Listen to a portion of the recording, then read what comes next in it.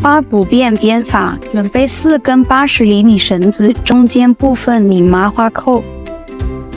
麻花扣拧好之后，头上预留个1.5，我们找夹子固定。取左上第一根绳子拉到右边中间，再回到左边，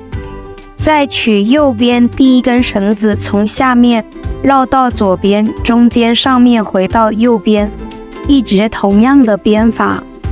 这个八股手绳的编法规律就是取上面第一根绳子绕到另外一边中间上面拉回去，每一个步骤都是同样的编法，这样子一直编到自己想要的长度就可以了。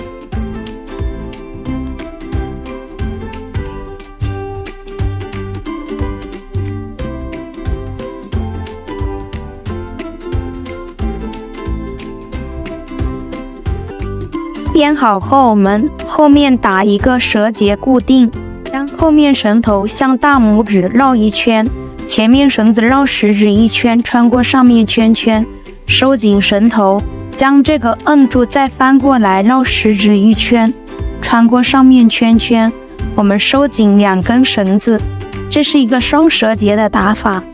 打好之后，我们剪掉多余的绳头，打火机烤一下绳头，防止绳子脱落。这个本命年红绳八股手绳我们就编好了哟，你学会了吗？